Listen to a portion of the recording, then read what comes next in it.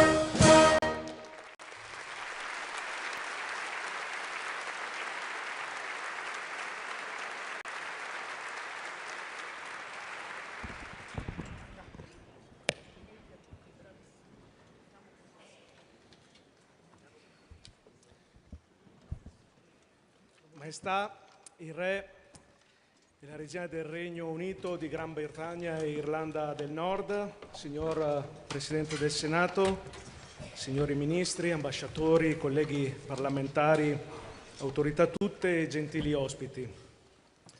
Il Regno Unito e l'Italia sono legati da una storia di amicizia e di mutua ammirazione che affonda le proprie radici nei secoli. Il rapporto tra i nostri paesi è contraddistinto da una profonda fiducia nei valori della libertà e della democrazia, che trova nelle istituzioni parlamentari il suo più saldo presidio. È ancora vivo nella memoria degli italiani il viaggio che la regina Elisabetta II, alla quale va il nostro più affettuoso ricordo, compì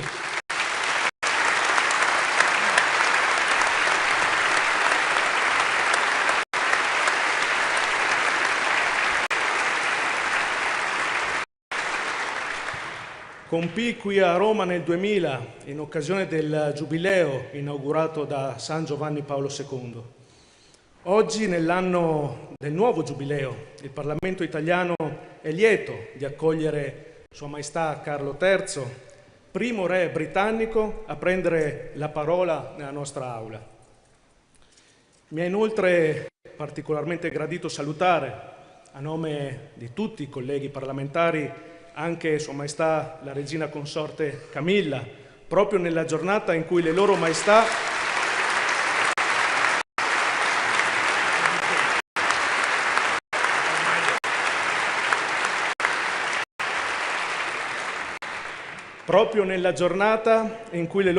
festeggiano il 20° anniversario di matrimonio.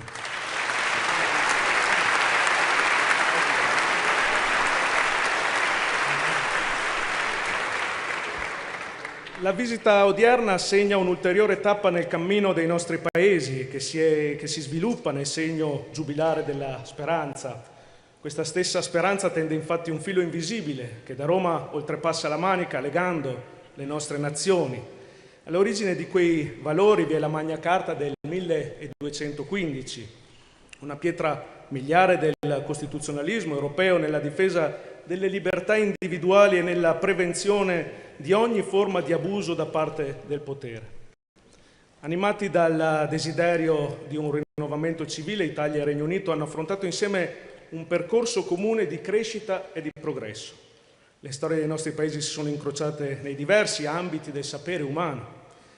Tra i nostri più grandi letterati e filosofi è sempre esistito un dialogo fecondo, un intreccio di idee e fermenti che ha trovato espressione nelle università fin dal Medioevo, nelle suggestioni utopiche del pensiero di Tommaso Campanella, di San Tommaso Moro, nella tensione religiosa e spirituale che ha ispirato Il Paradiso di Dante Alighieri e Quello perduto di John Milton, e ancora nella drammaturgia di William Shakespeare, che proprio nella mia Verona ha ambientato una delle sue opere più celebri, Romeo e Giulietta.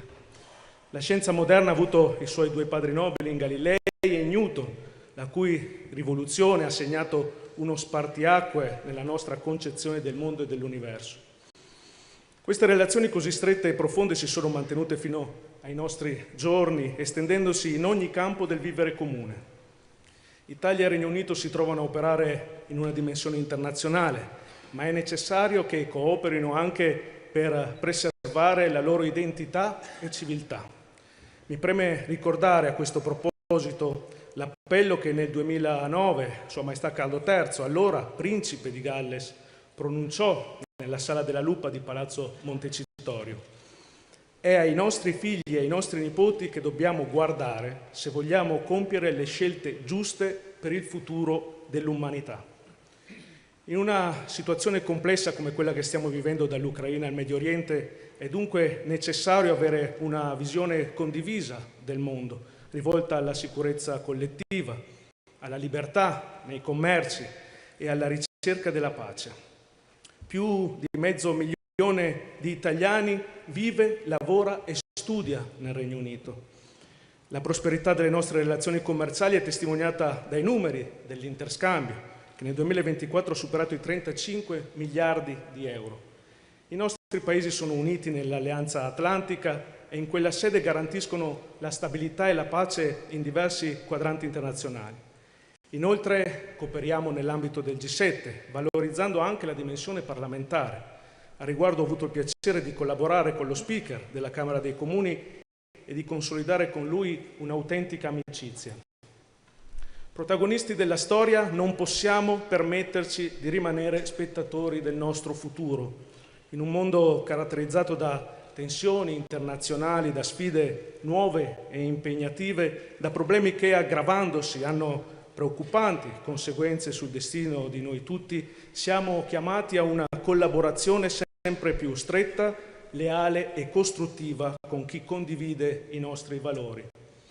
Ricordo con sincera commozione il beato Carlo Acutis, che sarà canonizzato il prossimo 27 aprile.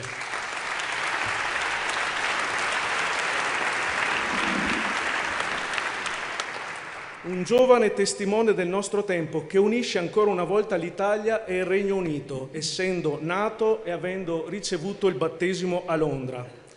Nella sua breve vita Carlo Acutis ci ha saputo indicare la via da seguire, affermando che la nostra meta deve essere l'infinito, non il finito. Sono parole autentiche e cariche di speranza che ci infondono coraggio mentre guardiamo al futuro.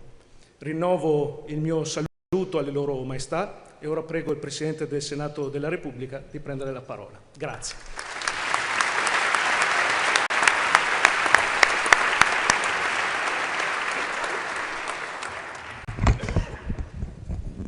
La ringrazio. Maestà Carlo III, Maestà Regina Camilla, è davvero per me un grande onore portare il saluto del Senato della Repubblica Italiana a questa cerimonia che considero sia veramente simbolica per il profondo legame esistente tra Italia e Regno Unito.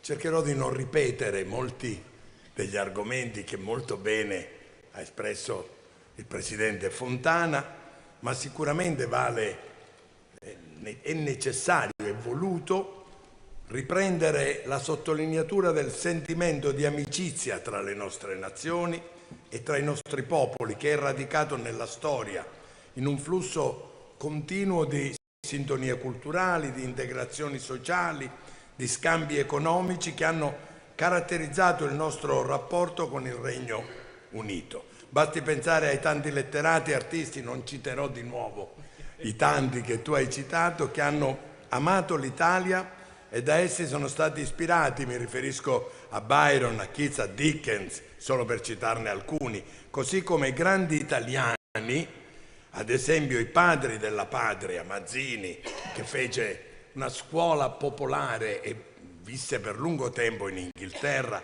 o Garibaldi stesso, perché pochi sanno, esco dal seminato per un attimo, che addirittura una squadra di calcio inglese che ha vinto delle Champions, il Nottingham Forest, ha tuttora la maglia rossa e nell'atto costitutivo si dice Rosso Garibaldi, in onore a Garibaldi. O anche ricordiamo Guglielmo Marconi, anche lui ha trovato come gli altri un fondamentale punto di riferimento nella terra e nella cultura del Regno Unito.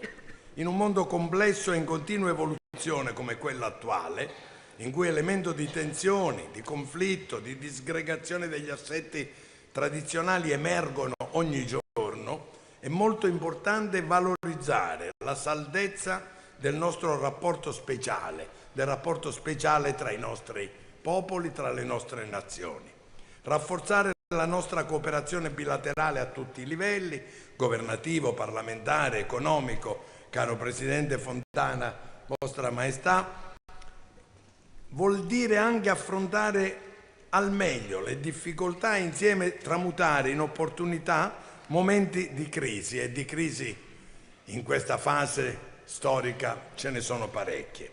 Sono molteplici difatti le sfide che abbiamo di fronte, a partire dall'impegno comune per la stabilità e la sicurezza internazionale, che ha visto in passato e vede anche oggi anche le forze armate italiane del Regno Unito impiegati congiuntamente in molti delicati teatri operativi. Penso anche alle sfide rappresentate dalla sicurezza ambientale, dalla gestione delle migrazioni e dalla governance delle dinamiche economiche e commerciali, ambiti in cui sono convinto sia molto importante la collaborazione tra Italia e Regno Unito. La relazione bilaterale si deve fondare anche sulla valorizzazione del capitale umano, ma anche di quello immateriale. Occorre in particolare continuare a promuovere gli scambi tra le società civili, favorire la mobilità dei giovani e degli studenti, ampliare gli accordi universitari, scientifici e culturali tra i nostri popoli, tra i nostri paesi, una reciprocità che può essere senz'altro agevolata, lo hai ricordato, caro Presidente Fontana, dagli oltre 500.000 italiani che vivono nel Regno Unito, una comunità ampia, dinamica e bene integrata nel tessuto socio-economico d'oltremanica. Vorrei infine sottolineare l'alto valore simbolico della prestigiosa presenza delle loro maestà in quest'Aula, davanti al Parlamento riunito.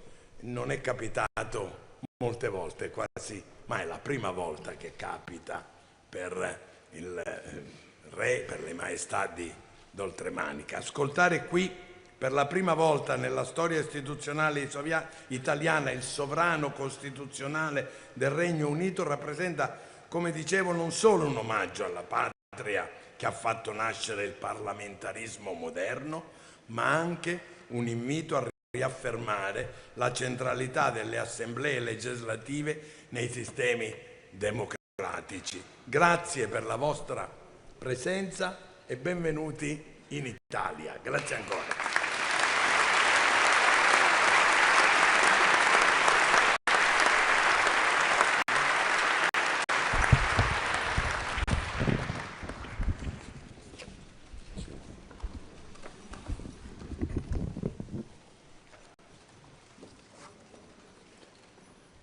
Presidenti del Senato e della Camera dei Deputati, membri del Governo, senatori, deputati, autorità, signore e signori.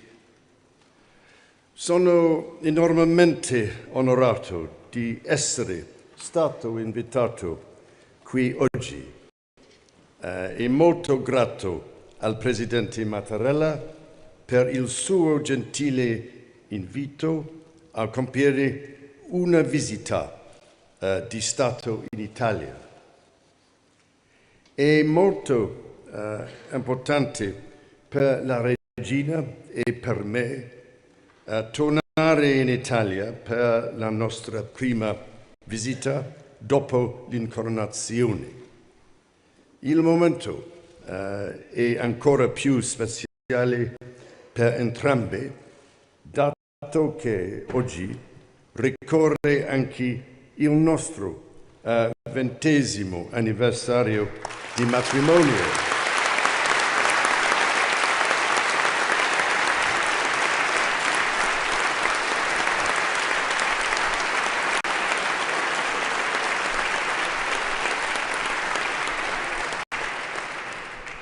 E peraltro spero di non stare rovinando la lingua di Dante.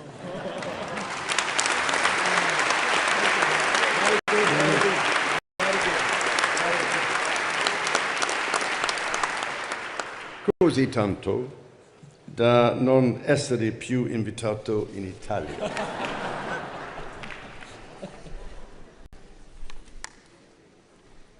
Above all, it is a signal honor to have been asked to speak to you all this afternoon.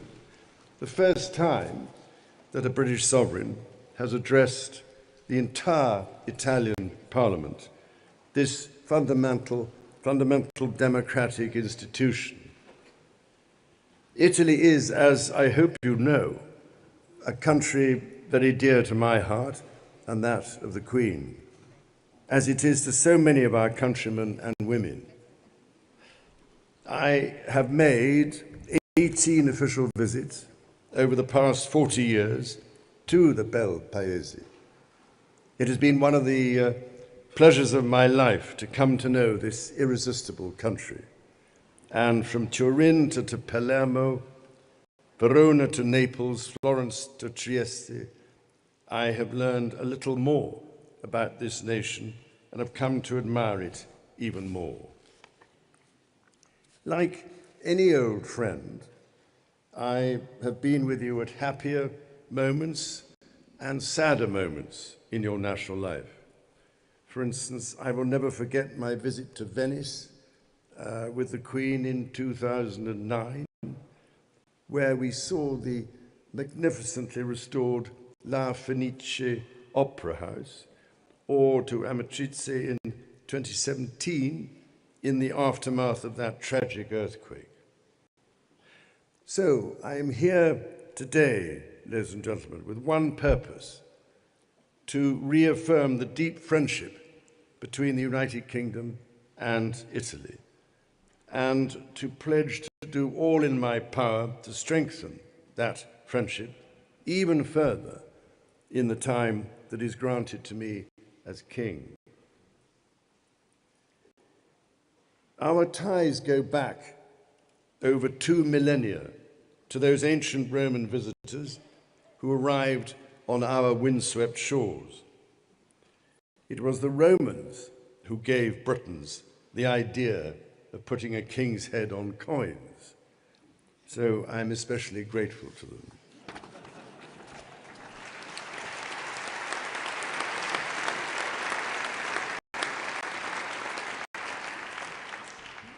My own coronation in Westminster Abbey took place on the famous Cosmati pavement laid by British and Italian craftsmen in 1268, a shared foundation indeed. And another foundation in which Britain is proud to have played its part is the support our country lent to the unification of Italy. As Garibaldi landed near Marsala in Sicily in May 1860, 2 Royal Navy warships stood watch. Garibaldi was, as you know, hugely admired in Britain. When he visited in 1864 to thank the British people for their support, Garibaldi mania gripped the entire country. Some 500,000 people came to greet him in London. There was even a biscuit named after Garibaldi, the ultimate mark of British esteem. Many of the heroes of Italy's unification, including Cavour and Mazzini, spent time in the United Kingdom. Through the centuries, ever since, Italian merchants docked in Southampton in the 14th century, and moneylenders from northern Italy settled in the appropriately named Lombard Street in London. Our peoples have traded with each other, inspired each other, learnt from each other. From the wonders of the Renaissance to the Industrial Revolution, to scientific pioneers such as Guglielmo Marconi, who refined his genius in the UK before transforming the world. Nearly a third of Shakespeare's plays were set here in Italy, just as Italian artists have drawn inspiration from the Bard. And we have benefited hugely from your influence over what we wear, what we drink, and what we eat. I can only hope you will forgive us for occasionally corrupting your wonderful cuisine. We do so, I promise you, with the greatest possible affection. So we are 2 peoples and 2 nations whose stories are deeply intertwined, including, of course, with that of our European continent. We are both, after all, European countries. Yesterday, I laid a wreath at the tomb of the unknown soldier. Inscribed on its marble are words recalling the British forces who fought alongside Italian forces in the First World War. In a few weeks' time, we will mark the 80th anniversary of the end of the Second World War in Europe. We will remember the terrible price of war and of the precious gift of peace. At Anzio and Monte Cassino last year, and in Sicily the year before, we have remembered the British and Allied servicemen who gave their lives in the liberation of this country 80 years before.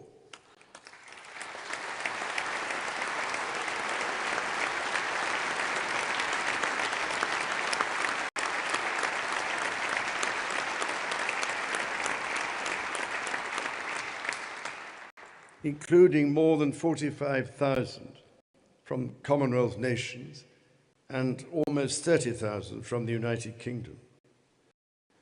My grandfather, King George VI, visited British and Allied troops in July and August 1944, staying at an HQ near Arezzo. Tomorrow, in Ravenna, as King of the United Kingdom and of Canada, I will have the great honor of commemorating the 80th anniversary of the liberation of that province, together with President Mattarella, in which British and Canadian forces played a key role. And as head of the Commonwealth, it will be my signal privilege to recall the indispensable role played by many troops from the Commonwealth as well as other allied nations. And we remember too the terrible suffering of the Italian civilian population, as well as the heroism of the resistance, including Paola Del Din,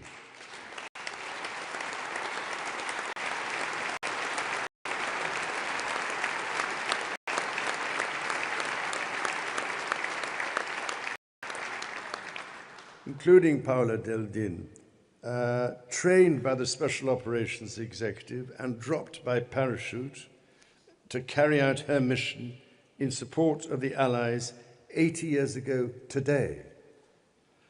I know that we are all thinking of Paola, now 101, on this day, and salute her courage.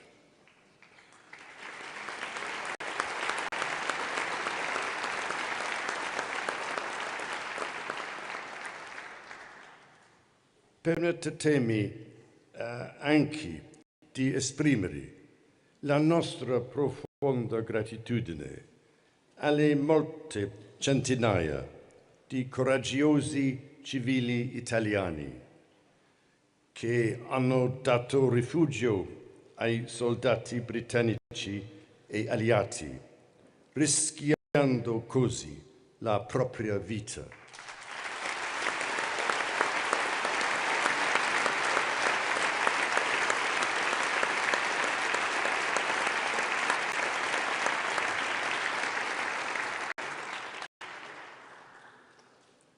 Today, sadly, the echoes of those times, which we fervently hoped had been consigned to history, reverberate across our continent. Our younger generations can now see in the news every day on their smartphones and tablets that peace is never to be taken for granted. Britain and Italy stand today united in defense of the democratic values we share. Our countries have both stood by Ukraine in her hour of need and welcomed many thousands of Ukrainians requiring shelter. Our armed forces stand side by side in NATO. We are grateful beyond measure for the role Italy plays in hosting key NATO bases and taking a leading role in so many overseas operations. In just a few weeks' time, the Royal Navy's Carrier Strike Group, led by the aircraft carrier HMS Prince of Wales, will exercise alongside Italian forces in the Mediterranean, a powerful symbol of our cooperation. So too is our project to build our next generation fighter aircraft together through the Global Combat Air Programme alongside Japan. It will generate thousands of jobs in our countries and speaks volumes about the trust we place in each other. We work closely together in the G7, as we did during your G7 presidency last year, whose ministerial meetings set a new record for energy and activism. Just as we stand together in defense of our values, so too we stand together in defense of our planet.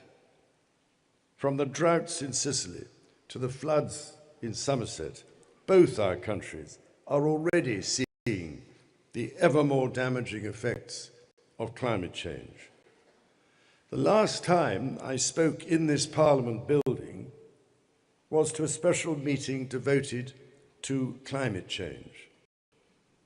I can hardly believe it is 16 years ago now. So I hope you will forgive me for saying that the warnings I offered then about the urgency of the climate challenge are depressingly being borne out by events. Extreme storms, normally seen once in a generation, now characterize every year. Countless precious plant and animal species face extinction in our lifetimes. So much is at stake. Italy's own natural heritage is blessed with extraordinary riches. Indeed, Italy remains home to the highest number of animal species in Europe. Perhaps Rome's greatest poet, Virgil, understood profoundly the respect that was due to nature. He was, it might be said, the father of sustainable farming, a cause I have supported my whole life. In his Georgics, he spoke about respecting the natural cycles of the land, the importance of pollination by bees, soil conservation, and even the value of composting and organic matter. For example, this from a well-known Italian translation of Book 1. Perché non ti spiaccia saturare I terreni aridi con grasso letame, così anche mutando a coltura. I campi riposano e frattanto, sebbene inarata, la terra ti darà il suo frutto.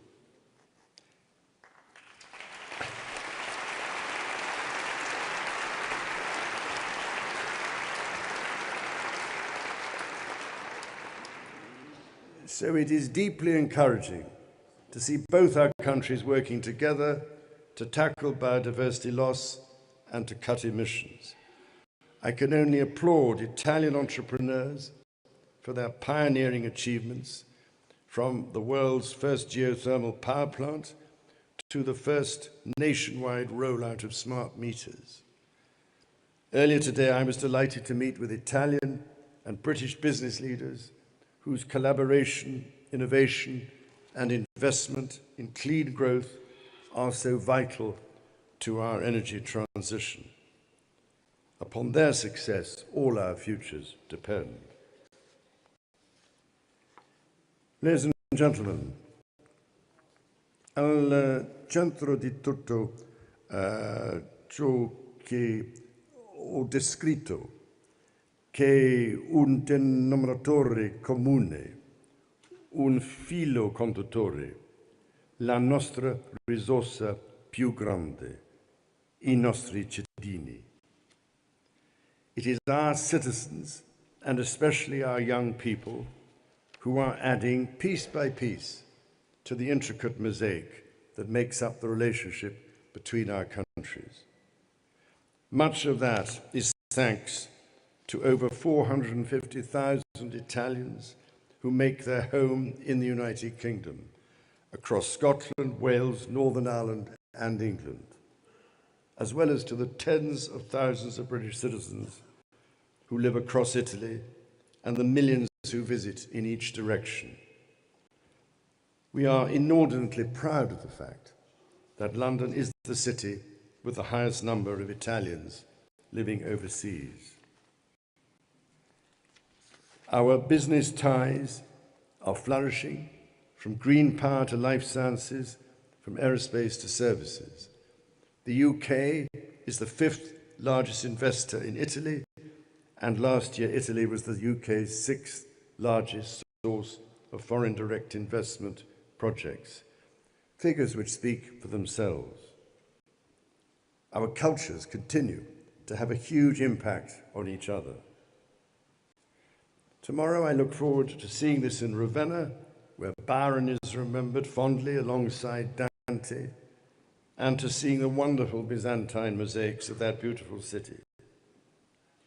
Where 200 years ago we sent poets, today we delight in each other's music, whether it is the wonder of Italian opera at Covent Garden or Ed Sheeran at the Stadio Olimpico. Ladies and gentlemen, Italy will always be at my heart, just as my beloved mother never forgot her wonderful 25th birthday at Tivoli in 1951, or her stop in Capaci many years later in 1992, where she paid tribute just days after his murder to your legendary anti-mafia prosecutor, Giovanni Falcone.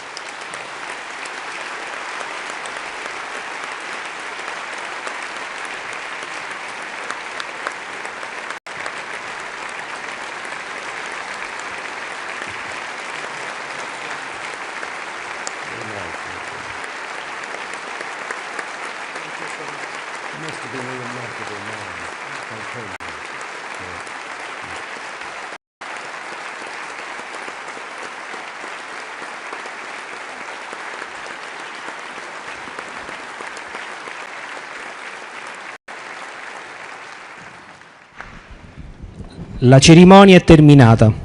I gentili ospiti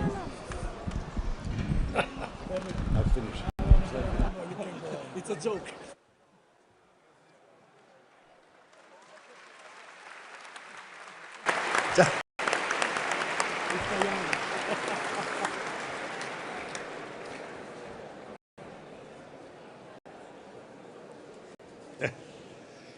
Signore e signori,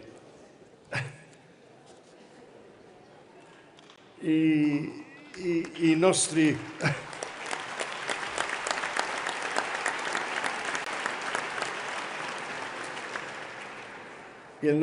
due paesi si trovano alle estremità del continente europeo.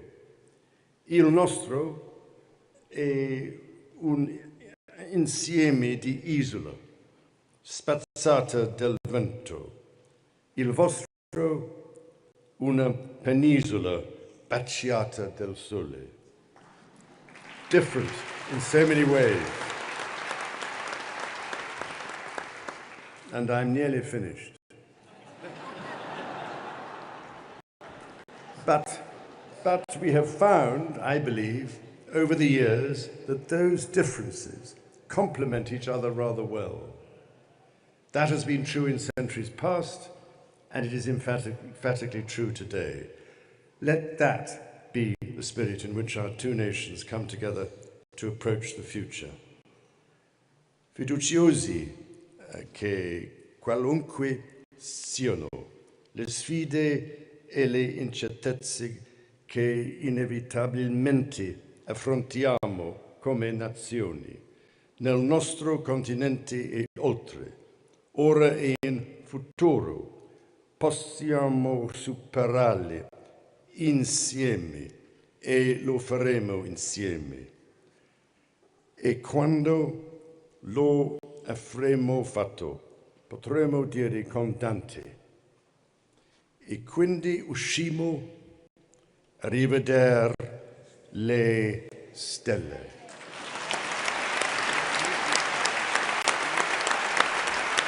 Grazie.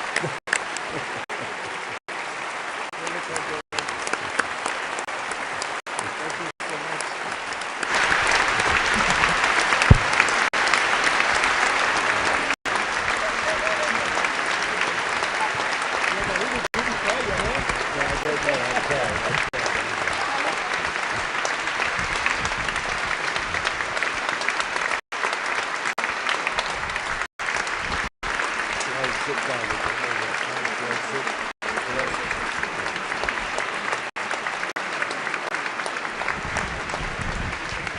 La cerimonia è terminata. I gentili ospiti sono pregati di rimanere seduti per consentire l'uscita delle loro maestà, del Presidente della Camera dei Deputati e del Presidente del Senato della Repubblica.